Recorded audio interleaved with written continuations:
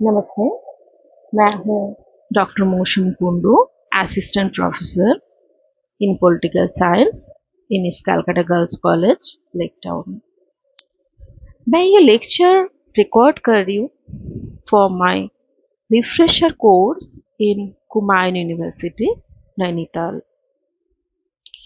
आज का जो लेक्चर का टॉपिक मैंने चूज किया है वो है origin of state in the context of social contract theory, और राष्ट्र कैसे गठित हुआ इसके लिए सोशल कॉन्ट्रैक्ट थ्योरी क्या बोलते हैं।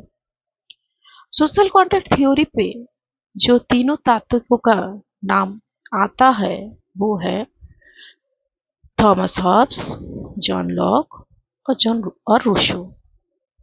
थॉमस हॉब्स उनके फेमस बुक लिवियाथन में बोलते हैं कि राष्ट्र गठित होने से पहले हम सभी इंसान एक प्राकृतिक राज्य पे रहते थे और स्टेट ऑफ नेचर पे रहते थे, जहाँ पे इंसानों में वो एक ऐसा सिचुएशन था जो था कंप्लीटली प्राक सामाजिक, प्राक राजनैतिक, जहाँ पे इंसानों के अंदर समानता तो था लेकिन इंसान के अंदर युक्तिवादिता नहीं था।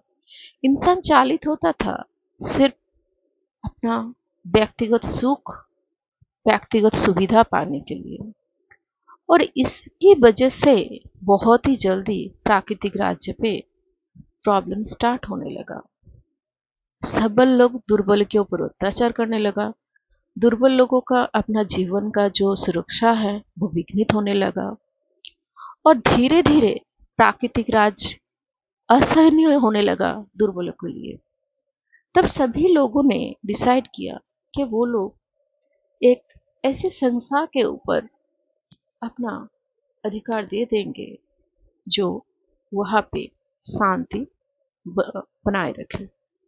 वहाँ पे नेचुरल लॉ तो था लेकिन वो नेचुरल लॉ को इस्टेब्लिश करने के लिए कोई संस्था नहीं था। तो सभी लोगों ने सर्वसम्मति से अपना सारा अधिकार है वो एक व्यक्ति और संस्था के ऊपर दे दिया, जिसका ही नाम है लेवियाथन। लेकिन ये जो लेवियाथन है वो है सर्वनियंत्रणवादी राष्ट्र, और यहाँ पे इंसान कुछ सवाल नहीं कर सकता है।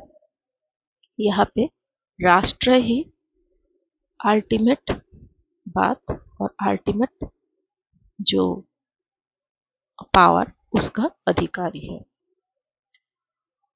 उसके बाद हम लोग आते हैं जॉन लॉक के ऊपर। जॉन लॉक के मुताबिक इंसान जब प्राकृतिक राज्य पे था तो प्राकृतिक राज्य का प्राक सामाजिक नहीं था, प्राकृतिक राज्य प्राक राजनीतिक था। वहाँ पे प्राक सामाजिक अवस्था पहले से ही मौजूद था। इंसान लोग के अंदर युक्तिवादिता था, समानता था, और इंसान लोग बहुत ज्यादा कॉन्शियस थे उन लोगों के जो व्यक्तिगत सुरक्षा है, व्यक्तिगत संपत्ति है, उनको सुरक्षित रखने के लिए। लेकिन वहां पे एक ही प्रॉब्लम था, वो था कि वहां पे अगर कुछ विवाद हो जाए तो उसको मीमांसा करने के लिए कोई संस्था नहीं था। तो इसके वजह से लोगों ने डिसाइड किया कि वो लोग चुक्ति करके और कॉन्ट्रैक्ट करके अपना जो अधिकार है वो एक शक्तिशाली राष्ट्र समवाय के हाथ पे दे देंगे, जो बेसिकली कुछ शर्तों के मुताबिक वहां पे उनको अधिकार देंगे। वो शर्तें ऐसा था कि वो लोग राष्ट्र को वो लोग पावर दे रहे हैं और अथॉरिटी दे रहे हैं, लेकिन राष्ट्र को इंसान के और व्यक्ति का जो स्वाधीनता है, व्यक्तिगत संपत्ति का जो अधिकार है, व्यक्तिगत सुरक्षा है, जीवन का सुरक्षा है, वो सुनिश्चित करना पड़ेगा। अदरवाइज व्यक्ति राष्ट्र के ऊपर प्रश्न कर सकता है। राष्ट्र यहाँ पे व्यक्ति की तरह नियंत्रित हो सकता है। दूसरी तरफ रूसो ने ये बोला है कि प्राकृतिक राज्य का जो सिचुएशन था बहुत ही अच्छा था। वहाँ पे इंसान के अंदर ह्यूमैनिटी था, समानता था, शांति था, एक स्वर्गीय सुख था। लेकिन जैसे जैसे सभ्यता आगे बढ़ता गया वैसे वैसे प्रॉब्लम क्रिएट होता गया।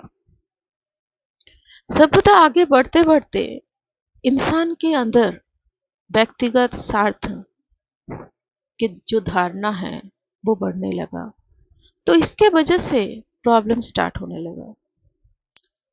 रूसो के मुताबिक हम लोग तो वो प्राकृतिक समाज में लौट नहीं सकते हैं, तो इसके वजह से हम लोग को क्या करना पड़ा, जो सभ्यता का परिवर्तन है उसको स्वीकारना पड़ा। क्योंकि अगर सभ्यता का परिवर्तन को हम लोग नहीं स्वीकारेंगे तो पूरा सभ्यता ही ध्वंस हो जाएगा। तो इसकी वजह से इंसानों ने अपना जो अधिकार है वो एक राष्ट्र समवाय के ऊपर हाथ पे डाल दिया, जिसको बोल रहे हैं रूसो जनरल विल और साधारण इच्छा। साधारण इच्छा है अकॉर्डिंग टू रूसो एक ऐसा इच्छा जो हर किसी का अच्छा चाहता है। रूसो बोलते हैं कि हम लोग सबके अंदर दो इच्छा रहता है, एक है प्रकृत इच्छा, एक है वास्तविक इच्छा। प्रकृत इच्छा हमेशा नैतिकता, मूल्यबोध ये सब को मिला के रहता है, जो सबका भला चाहता है। लेकिन जो वास्तविक इच्छा है वो संपूर्ण रूप से वास्तविकता के ऊपर ध्यान देता है, अपने सुख के द्वारा चालित होता है। और जनरल विल है एक समाज का, सभी इंसान का जो प्रकृत इच्छा है उसका एक हम लोग बोलेंगे समष्टि, और सबको मिला के ये तैयार होता है। तो इसके वजह से इंसान अल्टीमेटली अपना जो अधिकार वो छोड़ता नहीं है, वो अपने जो प्रकृत इच्छा है उसी के समक्ष से ही आत्मसमर्पण करता है। तो कंक्लूडिंग पार्ट पे हम लोग यही बोलेंगे और उपसंहार पे ये बोलेंगे कि सामाजिक युक्ति मतवाद के तीनों तात्विक जरूर है, हॉब्स लॉक रूसो, लेकिन तीनों का जो राष्ट्र का नेचर है कंप्लीटली डिफरेंट है। थॉमस हॉब्स का जो राष्ट्र है वो है सर्वनियंत्रणवादी राष्ट्र, जहाँ पे इंसान का कुछ प्रश्न नहीं कर सकता। उधर राष्ट्र के लिए इंसान है, इंसान के लिए राष्ट्र नहीं है।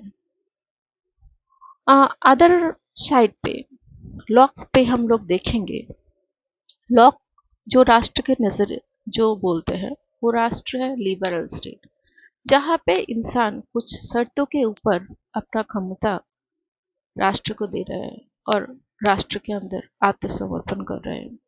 और लास्ट पे बोलेंगे रूस, जिसका स्टेट है कंप्लीटली एक जन कल्याणकामी स्टेट, जिसका मेन मोटो ही है जन का और इंसानों का कल्याण साधन करना।